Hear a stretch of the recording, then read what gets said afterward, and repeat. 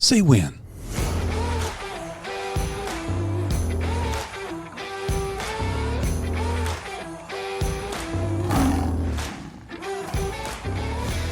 Hey guys, welcome back to Unleashed. We are so glad you're with us, and remember, we are the Resistance. Kevin, how are you doing today, buddy? Man, rocking. I'm just happy man. Yeah, I saw you yawning a minute ago, and I went, is today one of those days you're putting 2 gallons in a quart jar, not just one? And you said, Four. It was actually the weekend I did it. I'm just recovering from that. You know, a lot of my buddies right now, they're sitting in tree stands, and I wish I was. Shut up. I know. Why do we got to go there already? It's killing me. I mean, they're getting bucks. My buddy Doug Gert, from DG Archery. Yes. I want to make sure I get that right. He shot a nice buck last night. Got a picture of it. And I got another buddy this morning who had really severe stomach pains in the middle of the night. And I'm not going to say who he is. It's private. But he's in the hospital today wondering if he's going to have part of his colon removed. So, wow. Yeah, use one of them butt tools. Yeah. They have this. They have a tool you call a butt out, and when you gut an animal out, you kind of when you want to clean the back of the animal out, you kind of just put it in there and twist it and pull stuff out. Joked. He goes, I think they might use that on me. Yeah, get out the butt out. I hope not. Ugh. Oh. Yeah, heebie-jeebies on that. Yeah, I got the little chills over here. This is like. The rut week is going on right now. What is today? November the 3rd? Yeah, it's the 3rd. Yeah, that's right. Tomorrow's election day. Yeah. But, all this week should be really great. The barometric pressure, just the weather, the cooler temperatures. It's a fun time to be in the woods. And I wish I was there. Yeah. I might be. We'll see. We'll see what happens. Hey, I just today finished my last cardiac rehab session at the hospital after my quadruple bypass. Excellent. Happy to report that my number after an hour of cardio was 121/80. Yeah, fantastic, Brent. Yeah, and I'm not on like the Lozartan, the blood pressure statins stuff. Or whatever they're called. Yeah, well, the statins, that's a cholesterol issue. Oh, yeah, okay. But, I had it backwards. Yeah, but man, it's awesome. Well, yeah, you should be pretty excited. So now, you've graduated. Well, tomorrow I graduate. Tomorrow's the actual graduation. I said, are you going to give me cake? Wow. Sorry, you don't get that. Yeah. So do you graduate into like from, junior high into high school or high school into college? Do you go to something different now, or is it just, nope, I'm on my own? No, I think I'm just old now. I just graduated. I'm officially old. No, I got a gym at home. Once I've graduated from that, I think if I didn't have that stuff and my number wasn't good, they'll sign you up for another 12 sessions or whatever. Got it. Got it. Nice. I'm pumped, dude. That's a huge congratulations. What are we lifting now? 15? 20? Yeah, I'm supposed to be lifting. You're graduating. Just tell us what you're doing. At this point, you got the diploma. You can say anything. Right. I'm supposed to be lifting. I just finished 8 weeks, so I'm now officially in my 9th week, which means I can do 15 in each hand, which means 20, right? That's in each hand. Yeah. Yeah. So that's where I'm how I hear it. Yep. Yeah, my hearing is a little funky with that. Definitely selective. Well, and yesterday I had to lift a little bit more. My wife, what was yesterday? November 2nd? Sunday. And she's already, let's get the Christmas decorations out. Oh, see, too early. We got turkeys to think of. Did you see the shirt I wore today? Oh, wow. WKRP Thanksgiving. It's the inaugural WKRP turkey drop. Where did you get that? Do you remember when Les Nessman, he was the news guy, oh, yeah. Right? When he decided that for Thanksgiving that WKRP was going to drop turkeys out of a helicopter or whatever. Oh, yeah. And he says, as God is my witness, I thought turkeys could fly. But they ended up dropping frozen turkeys. Oh, and did it kill people or something? I think so. One of the funniest videos, I hear it anyway. Reels, you've probably seen this. They've got this girl, and she's like probably 18, 20 years old, and they have her say, hey, would you go ahead and get the stuff out of the turkey that just came out of the oven? And she reaches inside, and they had stuck like a Cornish game hen inside of this thing. And she reaches in to pull the stuff out, and she pulls out this little Cornish game hen that was like, it was already, just like what the turkey was. It's only the breast and the body. And she thought it was a baby turkey. She starts crying because she just didn't realize turkeys lay eggs. And she's like, it had a baby. And she's crying. Oh, my gosh. I got to correct what I said. They weren't frozen turkeys. They were real turkeys, but they were domesticated, so they didn't really fly. Yeah, right. I remember that. What I remember from that show probably was my first boyhood crush Oh, yeah, Lonnie Anderson. Lonnie Anderson. I think a lot of guys would probably say Didn't that. she just pass away a couple months ago or I have something? no idea. I think she did. I'm not very connected to the news. Yeah. I don't find it exciting. Well, I think if it was like your very first crush you ever had and they passed away, like Maybe. you were maybe you're a Farrah Fawcett fan. Linda Carter, Oh, yeah. Farrah Fawcett, I Lonnie saw. Anderson. I think Jacqueline Smith is like 85 or 87. Yeah, the Charlie's Angels are, Yeah. yeah. Yeah, but when you're 12, it's like, she's cute. They never used to show Charlie, right? They would only show like his. They should have called it Charlie's ankles. Was it Boz? Charlie's ankles, because that's all you could see. But it was Bosworth, right? Boz. Yeah. That was the main connection. Man, we are dating ourselves here. Oof. Well, speaking of, I was watching, because we were talking about reels and stuff. I was watching a reel. You know, we always talk about, being the resistance. And you asked me one time, what does that look like? And we kind of went through it. I think today I want to unpack that just a little bit more. Because, you said something about being passive. And if you're being passive, you're not really being the resistance, right? Because the men who act, the guys who lead, who pray, who show up, these are the guys that are out changing their homes, or changing their men's groups, their churches, their communities. And I know firsthand that God is not finished with us. In 9 weeks now, it's my post-heart surgery.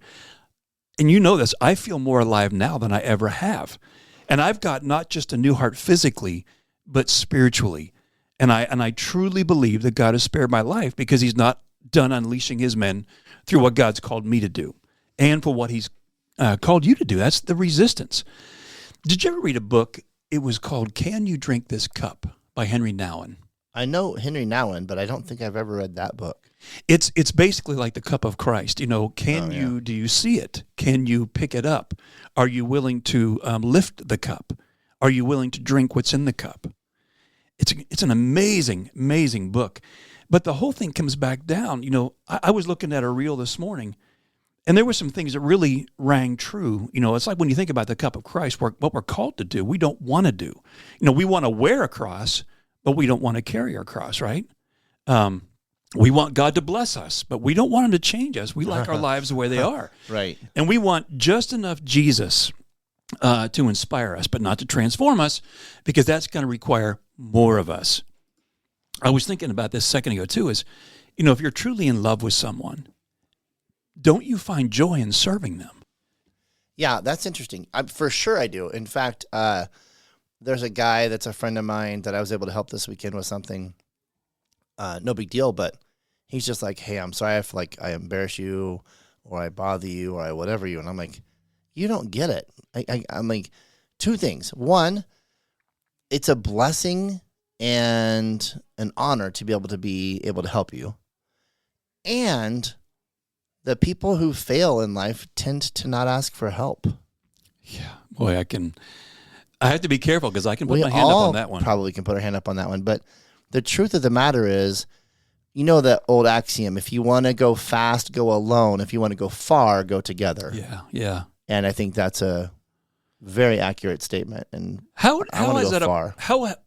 When you think about over the last 30 years of your life, what does that look like? Where were you compared to where you are now, leaning on those type of things? I mean, there were times when, you have to eat humble pie. Maybe I need some extra finances because whatever, we're short this month or this quarter, this year, this whatever. And you go to your friends and go, I have seen a situation where I need some help from a brother. Are you able to help me out here? That hurts. It's hard. Yeah. But what's crazy is when people have come to me in that situation, I am so grateful they did because I want to be able to help them. Yeah. I don't want them suffering and, going through that misery and that pain of not, being able to think about taking care of the wife. There's the stress that comes with that. I've been there. So I know the stress that comes with that, it's no fun. And so, I think you have to think about the other side. You may feel small. You may feel inconsequential. You may feel guilty. You may feel whatever. I think that's why he used the word embarrass. I'm sorry if I embarrass you. But the truth of the matter is, if you think about the other person, they always want to help.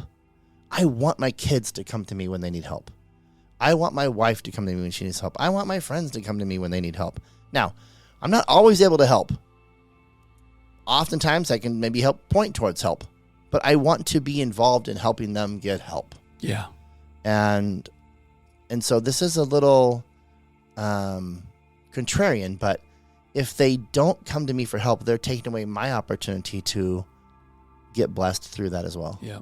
Yeah. And I've had guys say to me, especially since my heart surgery, whether it was some financial blessing or deer meat, as crazy as that may sound, my buddy Jeff called me up, and another guy, buddy Tab, both of them in the last few weeks have said, I know that this is going to be a hard year for you because you're not going to be able to get out and do that. And even if you could get out, how are you going to get that deer out of the woods? Sure. And they got it. 15 pounds at a time. You're right. 20. Yeah, 20. Whatever. That's right. But they get it, and they're like, hey, I'm driving to your house. And I'm like, no, you don't need to do that. No, don't rob me of the blessing. Yeah. I'm like, yeah, I know. Thank you. It's hard to sometimes just swallow. Yeah. And all I want, like when I help my daughter, let's say, all I want to hear is thank you. Yeah. I don't even need to, but I want to for obvious reasons. Yeah. So I'm raising her. Yeah. But that's so sufficient because I've been blessed by being able to help. Oh, and there's been, you helped when we were going through this with the GoFundMe. It was so funny. I forgot that the GoFundMe was still up there, and someone gave something the other day, and I get this notification, and I didn't even know people could still see that. And so it was really helpful. It came at a perfect time. Lester's Feet was another organization, with Chasing Giants. They saw what was happening because I do their Sunday night prayer time like once a quarter. Yep. And they didn't even hesitate when they found out that I had quadruple bypass and I was going to have to cancel all my fall events. They're like, we're going to help.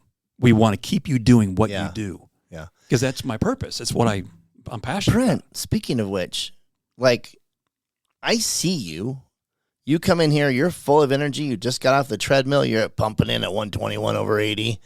Is there any reason you couldn't do a fall event next week? I mean, are you prohibited from flying? Are you? No, I just got cleared. Yeah. The doctor last week said, you're good to travel now. Because obviously when you canceled your event, you didn't know how long this was going to be. Yeah, and game dinners kind of look like this. And a lot of you guys listening to this, you know what? I wanted to say something about this today, so maybe this is a good chance to do it. You didn't see me just teeing you up perfectly for that? I know. That was really nice. I was trying to act like you weren't, but I don't think I really was, but we'll take it. Let's keep going.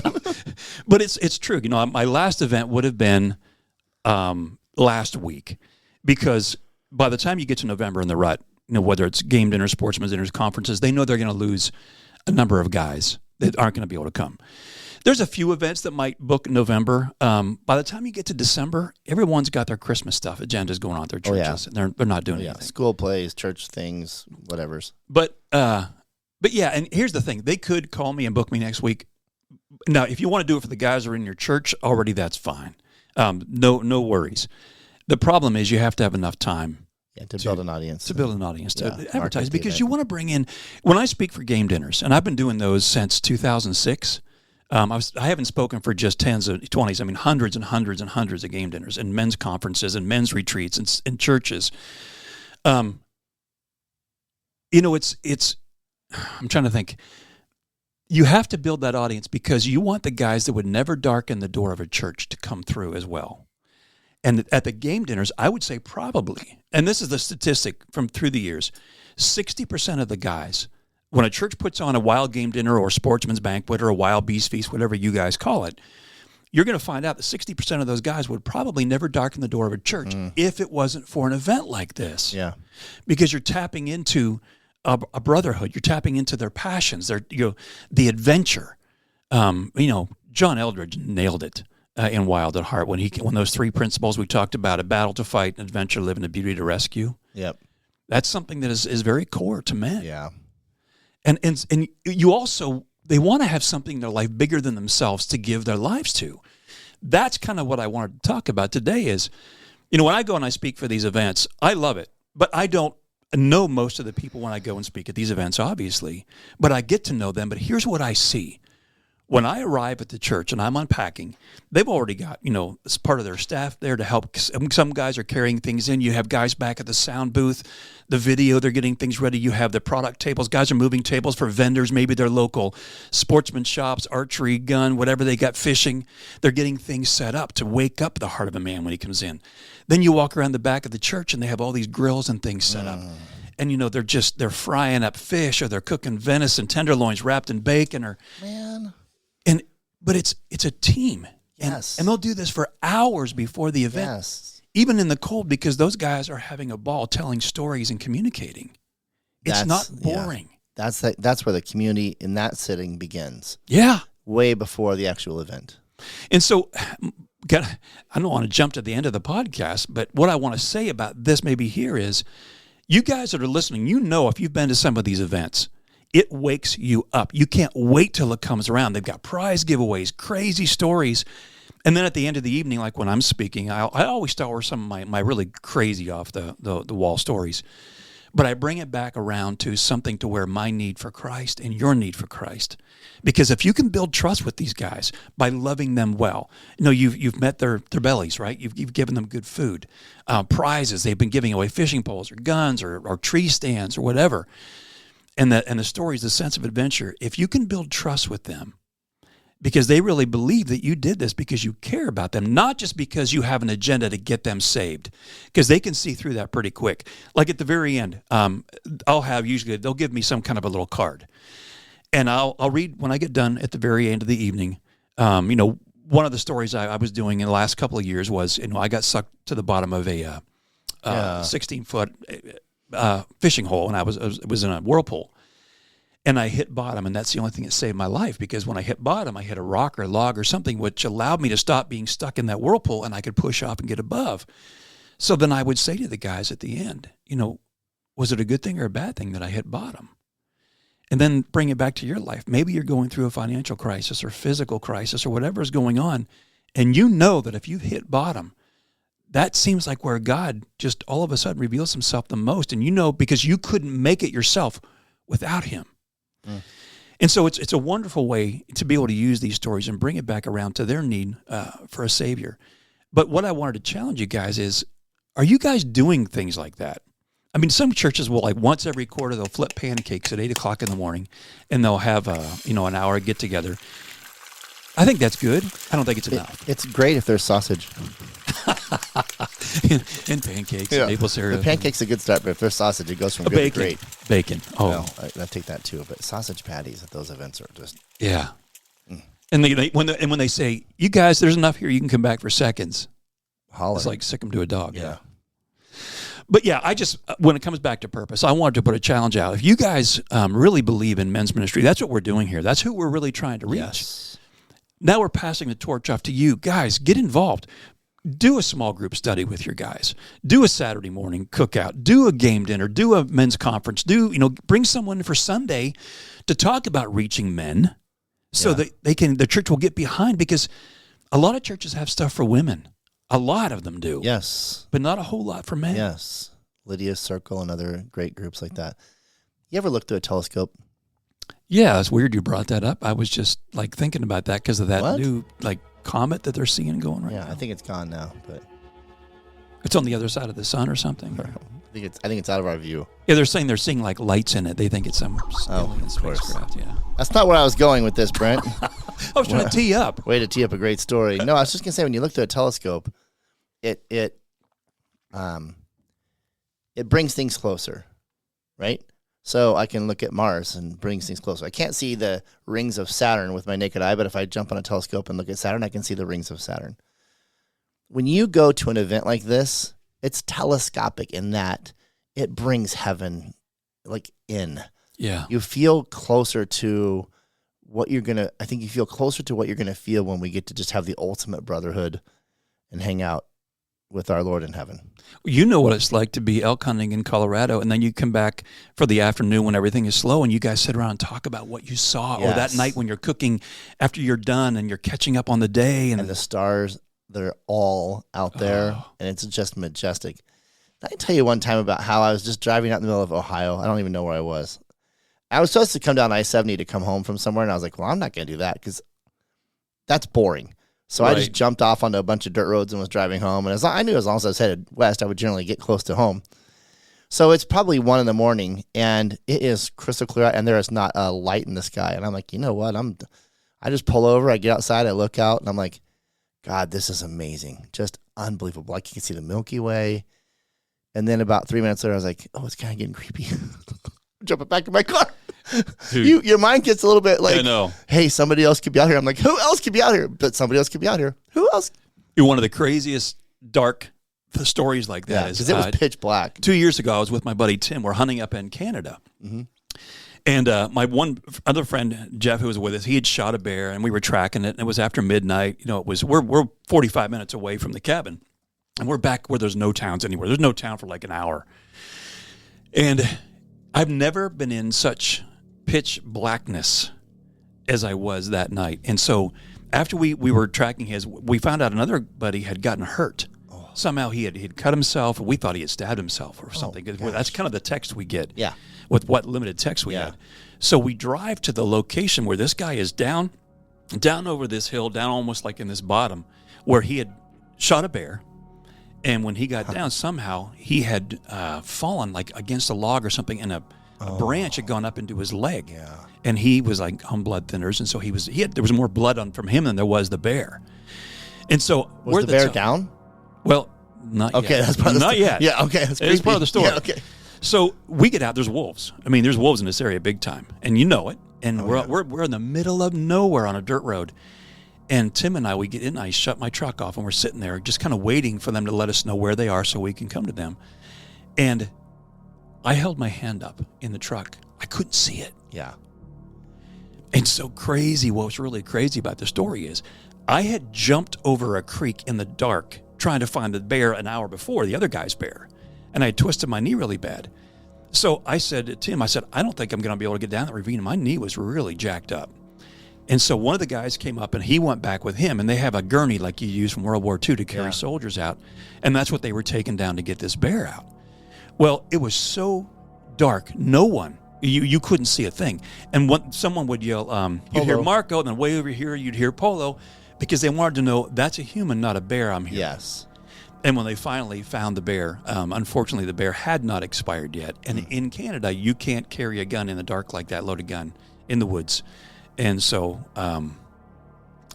let's just say that they had an axe that they used for chopping wood. And unfortunately, that was the... Did the axe go like this? Kaboom. Okay, let's axe that out of the podcast. It was a real hatchet job. Good one. Thank you. But so they cut had me up over here. I know. But they had to get the thing out. And when they bring this thing up, I can see their headlamps coming. Now, I've been standing up there for like an hour. Oh, yeah, it's creepy. Yeah, and the wolves, and everything. Oh, no, you can, yeah. I can't even see the road. I'm standing on the road. I can't even see it. Oh, my gosh. But yeah, that kind of... So where were we? We were just talking about the darkness, and you brought something up. Looking through a telescope. Yeah, that's just kind of like heaven really leans in those situations when you get together, and women, men, whatever. But when men get together and they're fellowshipping and they're brothers, or they're learning about Christ, or they're even interested, it's just something special about that. I just thought about this. When you see, or when you're a part of it, you shoot an elk, and you've got 4 of you, and you cut it up and you pack it out. Yeah. Or you shoot a deer, and you and your buddy, are dragging this thing out of the woods, and you have that shared experience together. And it's hard. It's not easy. I think it's the same thing when men, I've had a couple of buddies. One gentleman lost his father this morning. I'm getting ready to message him. Another one said he's retiring and he needs a band of brothers right now. These were all messages from this morning. Another guy from Florida reached out to me and he says, I'm needing that in my life right now. My other buddy that messaged me, he's in the hospital. He's going to possibly have his colon removed. Yeah. That's all this morning. Yeah. This is all before 9 o'clock when I started my rehab. So you can see how when men go through difficult times together, we've all hunted together, these guys I'm talking about. It formed a bond, a brotherhood. And when it really does hit the fan and we need someone showing up for us, we've developed that. That's why it's so important, guys. Who are you walking with? Not just who's carrying you out when you die, but who's walking with you through this life. Yeah.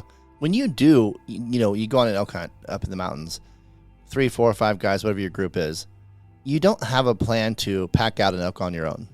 Yeah. And it doesn't matter who shot it.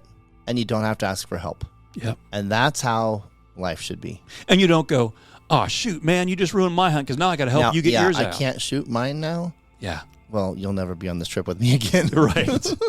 But it's true. You come together for a purpose. And yes. Yeah. This new Big 5 Man Killers small group study that I just created, it's at the editor. Everything is being done.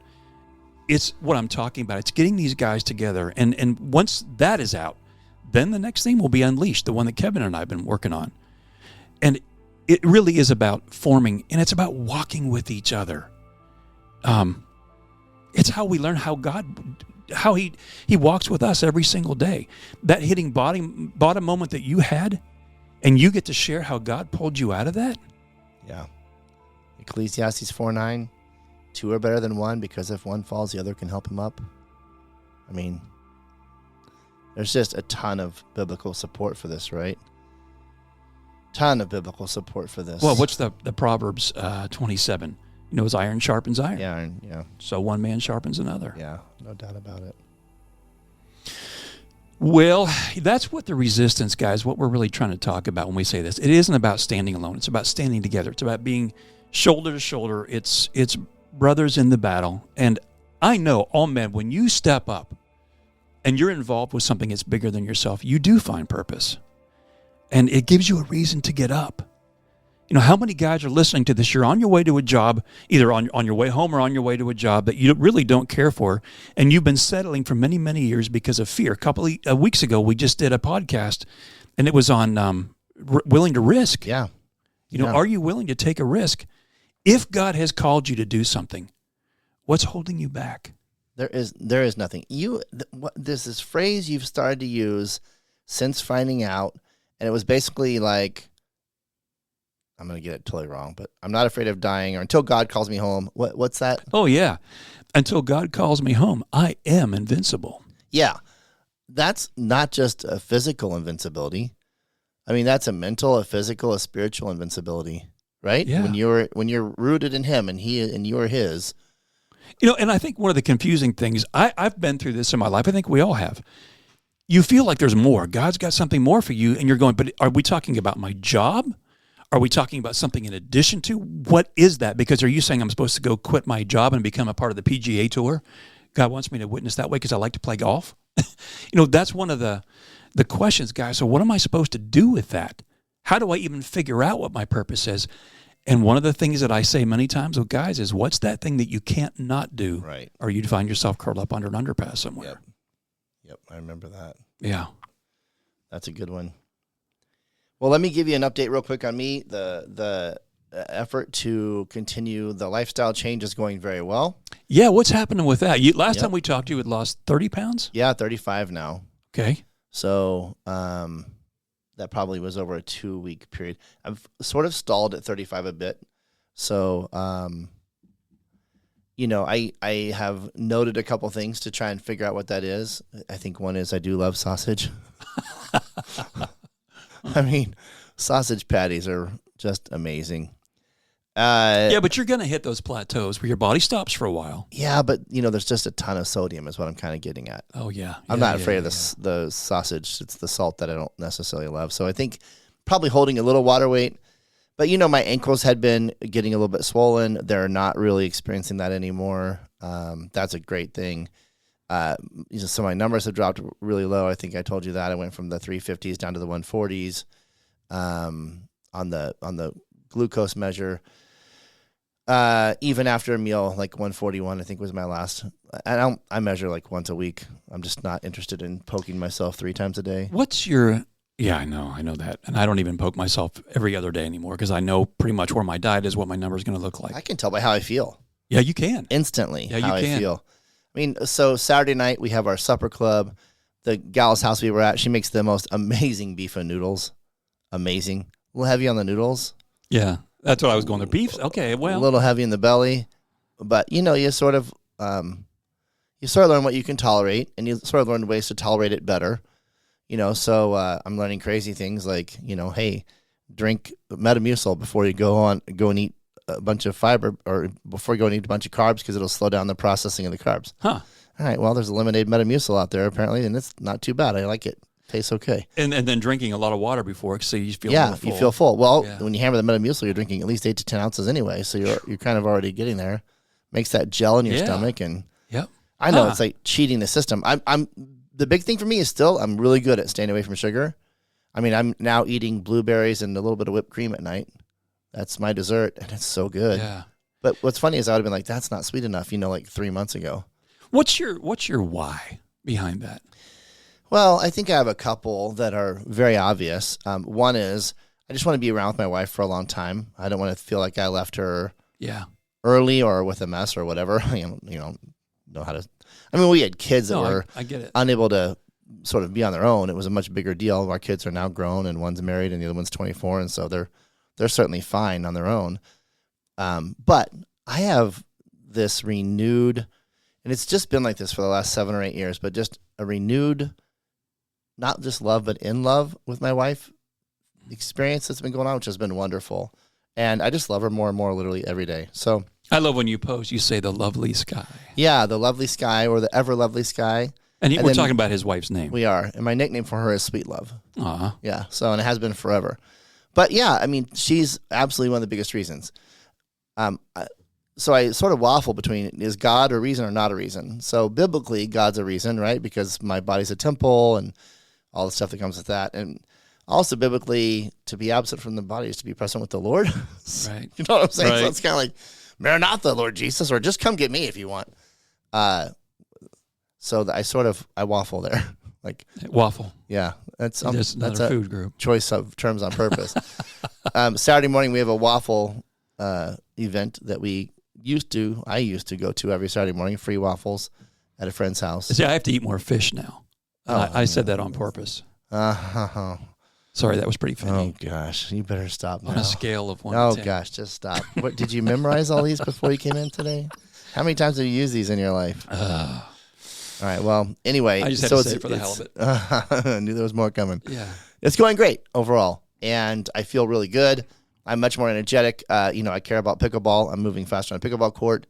I have a desire to be a pro pickleball player. Wow. Which may sound crazy at 56 years old. I won't compete with the 20-year-olds on their circuit, but there are senior pro tours, and I could absolutely, if I lost the right amount of weight and got into the shape I can get into, I could absolutely be. That's a pretty good player. why. Yeah. I want to see you play. Yeah. I've never seen you play. Yeah, I'm not bad. I mean, I'm the guy that walks on the court and everyone goes, "Oh, this will be easy," and then they're like, "Wait a minute, that wasn't very easy." Right. Yeah, I'm that dude. Yeah. It was kind of like the Steelers and the Colts yesterday. Oh, Everybody was going, shut they're up. just going to kill Jerk. the Steelers. And my Chiefs lost yesterday, so it was just I watched sucky that Sunday. game. Buffalo's Well, in Buffalo's a tough team. See, Allen, when he was drafted by Buffalo, Pittsburgh was looking at him, and I went, get him. Yeah. I mean, the guy could throw the ball like 70 yards. Yeah, he's a good player. Yeah. And he can There run, was, too. He's a big boy. Guy named Donnie Campbell. He eventually got drafted by the Houston Oilers, but I shouldn't have used his name, so maybe I won't go any further with the rest of the story. He's actually a great guy.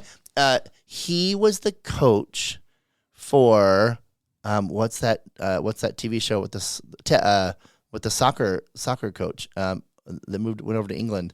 Really popular. It's out there right now. Ted. Crap. That's a weird name. Yeah, Ted Crap. It's a horrible name. That Shoot, stinks. it'll come to me. But anyway, he's literally the inspiration for that guy's character in this TV series. And anyway, Donnie is a great guy, but had an attitude problem when he was in high school and college. I'll just put it that way. As I understand it, he could throw from the goal line to the goal line. I've never heard of that in my life. Yeah. 100 yards? He was a monster, and he was incredible athlete. Just an incredible athlete. So, yeah, that's my understanding. I don't. Wow. Maybe I'm wrong, but yeah, You know, some of these I heard events- that's why Houston drafted him. At the time. remember Billy White Shoes Johnson? Yeah, He was a Houston Stud. Oiler. Yeah. yeah. Yep. Back when, what was his name? Bum Phillips was the... Bum Phillips, my word. And Billy White Shoes Johnson came to the Colts for one season. He was in. So I used to live right next to the Yeah, football field. yeah. It was right behind my house.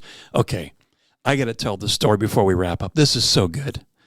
So Billy White Shoes Johnson is a part of the Colts training squad, and they were at Anderson University, if you remember Anderson College. Okay. And this has been many, many years ago. And the football field was right behind my house, and there was a row of bushes that were probably about 4 feet tall. And there was a soccer backboard at the very end of this football field where they could practice kicking against there, like pretending it was the goal. Yep. And so there are the clubs are rushing, the men's and the women's clubs are rushing in college. This is in the fall. They're rushing to try to get into a club. And I can hear these guys, and there's a bunch of guys hiding behind this backstop. Oh yeah. And so they've got, I forget what they had. I think they had tomatoes. And they were when the women came back there, they were hiding, and they were going to hit them with these tomatoes. And I'm thinking, well, this isn't really fair. So they don't know I can hear all this. So I go back in, I get on all my camouflage, I put my camo paint on my face, I get a carton of eggs, and I crawl out on my belly into these bushes. I'm thinking, man, as soon as these guys start hurling these tomatoes at these girls, I'm going to nail them with these eggs. So I get into this thing, and I'm pulling just quietly, just kind of pulling leaves. It's dark out. I'm pulling leaves up onto my lap, and I'm getting in there and getting everything ready, and I'm watching. And all of a sudden, these two guys come running over to the bush because they couldn't hold it anymore. They had to go. And they're literally 2.5, 3 feet from me, standing there. And as they prepare to use the bush as their toilet, they literally are 2 seconds away from me getting a little doused. I reach out from the bush, and one guy goes, man, I got to pee. I reach out from the bush, grab his leg, and I said, not here, you don't. That guy freaked. He's probably still running. So back then I was with a group called One. We had been touring with Sandy Patty, and we were doing the very next night, our very last concert in Reardon Auditorium. So this would have been, April of 92? Mm. And we're sitting there that night, and they're making a dinner for us before the concert, and this one guy who was serving from the college comes by, and he looks at me. I look at him, and he goes, I know your face. And he goes, that was you. And it just started busting out. I don't even know why. I thought that was a really funny story. But can you imagine somebody reaching out from the bush when you're going to the bathroom? And well, that would make you pee also. It would make you do more than pee. Probably poop a little bit. I would say. What's your line? Touching cotton? Touching cotton. Maybe doing that. It would go past touching cotton. I'm sorry it wasn't a sad, story like sponsored by Puffs, but Charmin. But we've gotten way off track here today. Yeah. Yeah, you know what? We need this This is what guys do like at hunting camp, though. Thankfully, I wasn't the butt of all your jokes today. Oh, that stinks. Yep. All right. Well, anyhow, I hope you guys got a good laugh out of our poor sense of humor today, because every now and then you just gotta let your hair down. That was just weakness leaving the body. It was. In the form of words today. But I want to say to you guys, the fun we're having, this is what guys do when they get together. They're talking stories, jokes, humor, hunting things. But you got to get your guys together. So what I want you to do, guys, I don't want you to wait for your pastor to get the small group started, to say, hey, Pastor, could we do a small game dinner or something, or a wild game dinner? You know what? You host it. You host it at some place of your choosing. Or you go to him and say, I want to do this. I'm willing to put the team together to get this going. You get guys to donate wild game, fish, prizes. Put this thing together, because that impact that you're going to have when you're reaching these guys, some of these game dinners, the smallest one I've ever spoken for was about 30, and it was in a snowstorm in the mountains of Pennsylvania. And he goes, sorry, we only have 30 guys. I said, I didn't come whether you had 30 guys or whether you have 30,000. Everybody that comes through that door, just think about exponentially what Jesus did with the 12 disciples. Oh, my gosh. You know the story about Billy Graham? He and a buddy who ended up being a part of his ministry, he and a buddy were walking by like a revival tent. I mean, this is like 1936 or something like that. And they kind of peek in, and it is packed. Some famous pastor is talking. It's full. There's nowhere for this. So they turn around, they start to walk away. And an usher sees them walking away. And to this day, we do not know the usher's name. And he sees them walking away. He runs after them, and he grabs one of the boys, and he goes, hey, I will find a space for you two boys. They go back in. He asks some people to slide over. Those two boys sit down. They both become saved that day. And one of them is Billy Graham. And you think about what that one usher did.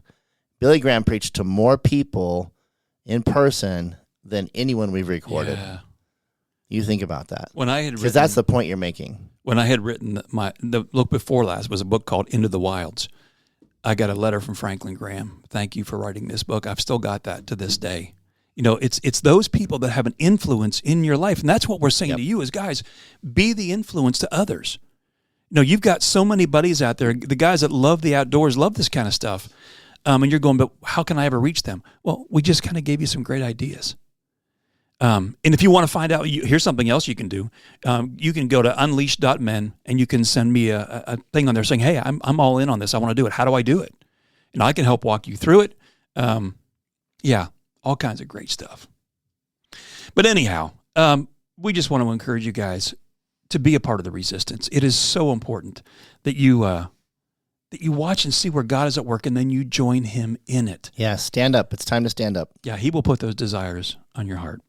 Father God, I want to say thank you for sparing my life and allowing me to be a part of this brotherhood that we have, even over the, I don't want to say airwaves, but through the internet and everything we're doing. And I want to thank you for the men who are listening right now. These guys, they're tired of being passive. They want to step into the fight. They're just saying, but where is it? Show me how to get there. Lord, here I am. Send me. So, Lord, I just ask that you would awaken that warrior within every single one of us. Give us the courage to lead. Give us compassion to serve, to pick up the cross, not to just want to wear one, no matter what it costs. And give us that strength to stand for the truth, even when we can't even stand anymore, Father. We rely on you, and we know that you are good. Give us what we need. And God, build that resistance, one man, one fire, one roar at a time. And I ask that in Jesus' mighty name. Kevin, buddy, thank you for being here every single week. Love it. And I know that you're fitting 4 gallons into a quart jar, 5 today doing the podcast. No, I'm reducing them. Well, guys, take what you've heard today. Look where God is moving.